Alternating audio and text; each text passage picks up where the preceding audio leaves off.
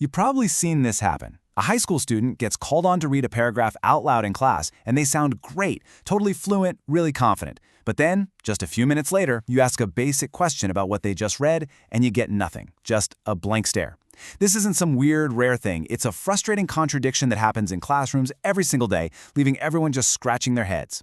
In fact, you hear this phrase all the time in teacher lounges. We have students who can read, but they cannot read.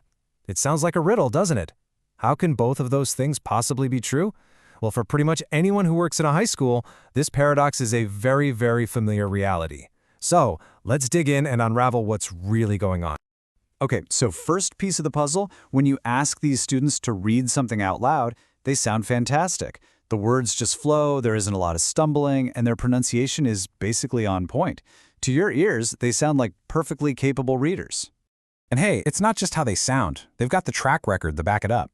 They passed their classes, they made it through elementary and middle school, where reading is a huge, huge focus. All the signals, every single one, suggest they should be totally prepared for high school. But then, they hit a wall. You put a textbook chapter or a complicated word problem in front of them, and they just freeze up. They can't answer the simplest comprehension questions, they get visibly frustrated, and a lot of the time, they just shut down. So what gives? What is happening here? Now you'd think this is some big, unsolvable mystery. But here's the thing. It's not. This contradiction is actually a predictable outcome. It's the result of a massive and kind of unspoken shift in what we expect from students the moment they walk into high school. To really get this, we have to take a step back and redefine what we even mean by the word read. Seriously, the way we casually use that term is often the root of the entire misunderstanding. It is so much more than just saying the words on a page. Think about it like this. In elementary school, the whole mission is learning to read. You know, the mechanics, the phonics, sounding things out. But the second students get to high school, that expectation completely flips.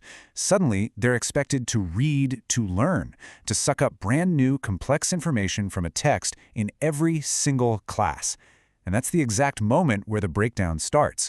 You see, that skill we observe on the surface, the one that makes the students sound fluent, that has a name. It's called decoding. It's just the ability to turn letters into sounds and say a word correctly. Now, it's absolutely essential, don't get me wrong, but it is not the same thing as understanding. And mistaking decoding for real reading, it's a huge, huge part of this problem. So what is real reading then? The kind high school demands? Well, it's this whole cocktail of other skills. It's how fast your brain can process the information. It's the depth of your vocabulary. It's knowing what to do, what strategy to use when you get stuck.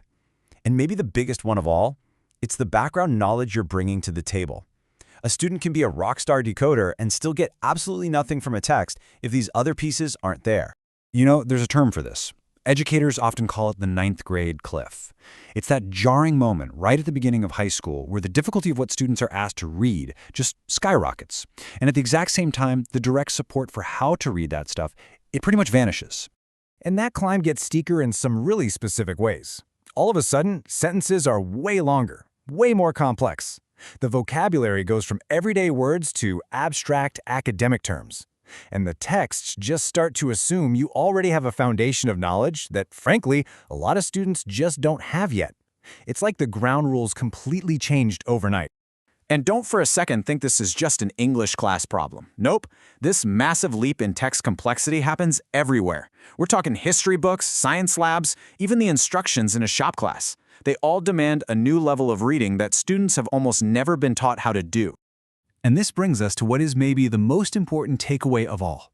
When a student hits this wall, it is not a personal failure.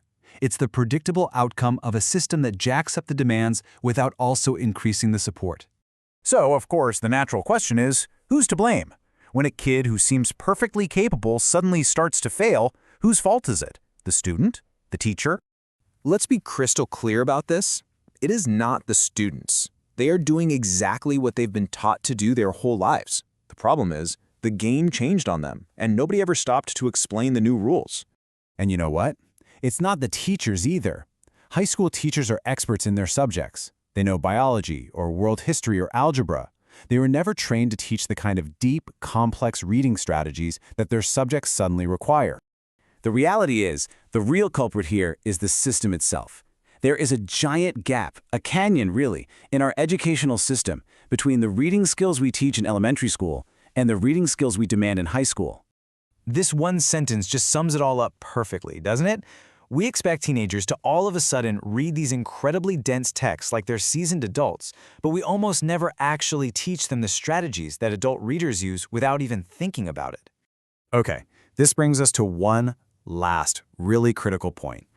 The words we use to describe this problem matter a lot, because if you name the problem wrong, you will chase the wrong solutions every single time. Too often, when a student is struggling with a textbook and just shuts down, we only see the symptom, not the cause. We look at their behavior and we call it apathy. We say they just don't care. Or, if that frustration bubbles over and they act out, we immediately label it a behavior problem. We jump straight to classroom management, instead of asking what academic skill is missing that's causing all that frustration to begin with. And this one might be the most common of all. We just call it a lack of effort. We tell them to try harder, completely missing the fact that they don't have the tools or the strategies to even know how to try harder. We have to stop blaming the kids and start naming the real issue with total clarity. This is an instructional gap, plain and simple. It's a mismatch between what kids are taught and what they're expected to do. And the second you start calling it that, the whole focus shifts. You stop trying to fix the kid and you start trying to fix the instruction. So I'll just leave you with this question. Before we spend another dollar or another minute on the next big program to help our struggling students, we have to ask ourselves the most basic question of all. Are we 100% sure we're even naming the right problem? Because if we get that wrong, nothing else we do is ever going to work.